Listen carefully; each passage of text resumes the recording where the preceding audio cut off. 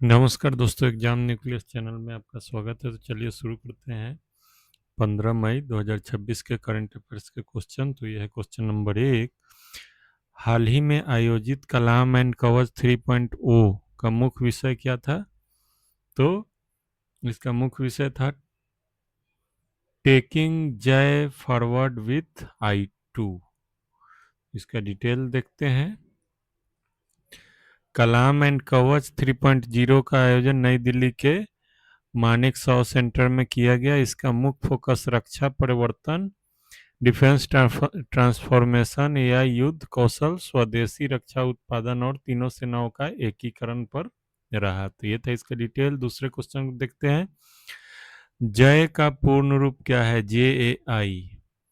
तो इसका सही आंसर है ऑप्शन सी, ज्वाइंटनेस, आत्मनिर्भरता एंड इनोवेशन। इसका डिटेल देखते हैं। तो ज्वाइंटनेस का मतलब है तीनों सेनाओं, आर्मी, नेवी और एयरफोर्स के बीच प्रभावी समन्वय स्थापित करना। न आत्मनिर्भरता का है कि रक्षा उपकरणों के उत्पादन में पूर्ण स्वदेशीकरण प्राप्त करना। इनोवेशन का मतलब है कि आधुनिक तकनीकों और नवाचारों के माध्यम से युद्ध कौशल को बढ़ाना। तो ये था जय का मतलब, और ये तीनों सेनाओं के कोऑर्डिनेशन के लिए था। यह है तीसरा क्वेश्चन। I2 का संबंध किससे है? तो I2 का संबंध है, ऑप्शन है सी, इंडिजेनाइजेशन एंड इंटरनेशनल कोलैबोरेशन। तो इसका डिटेल यह है कि रक्षा सम्मेलन में I2 का अर्थ स्पष्ट किया गया। इसका उद्देश्य स्वदेशी रक्षा उत्पादन के साथ साथ वैश्विक तकनीकी सहयोग को प्रभावी ढंग से आगे बढ़ाना है। तो ये था इसका डिटेल। ये है चौथा क्वेश्चन।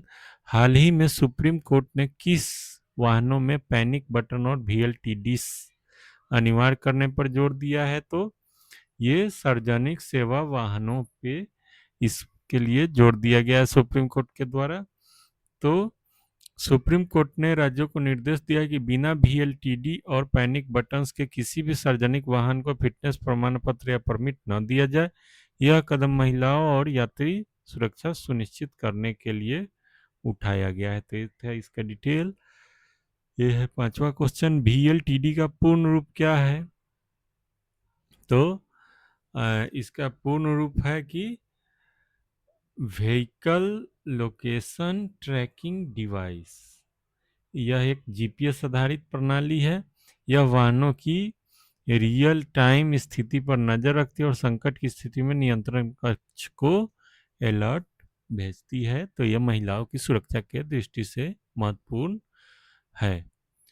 यह है छठा क्वेश्चन। सुप्रीम कोर्ट ने हाल ही में किस राज्य में बढ़ते नारकोटिक्स मामलों पर चिंता व्यक्त की है? तो यह पंजाब के लिए सुप्रीम कोर्ट ने चिंता व्यक्त की है और कहा है कि बढ़ते ड्रग तस्करी और NDPS मामलों को चिंताजनक बताया है। न्यायालय ने राज्य सरकार के छोटे विक्रेताओं के बजाय बजाय बड़ी मछलियों यानी बड़े माफियाओं के खिलाफ कार्रवाई करने का निर्देश दिया है। चलिए सातवां क्वेश्चन। सुप्रीम कोर्ट में 14 मई 2026 को कौन सा महत्वपूर्ण मामला सुनवाई में गया है? तो ये है सबरीमाला रिव्यू रेफरेंस मामला सुनवाई में गया है। और सुप्रीम कोर्ट की 9 न्यायाधीशों वाली संविधान पीठ ने सबरीमला मंदिर में महिलाओं के प्रवेश और धार्मिक स्वतंत्रता से संबंधित मामले पर सुनवाई पूरी कर फैसला सुरक्षित रखा है। यह सुनवाई 14 मई 2026 को संपन्न हुई है। तो ये था इसका डिटेल। ये आठवां क्वेश्चन। सबरीमला मामले में चर्चा मुख्यतः किन अनुच्छेदों से संबंधित है? संविधान के किन अनुच्छेद से, आर्टिकल से?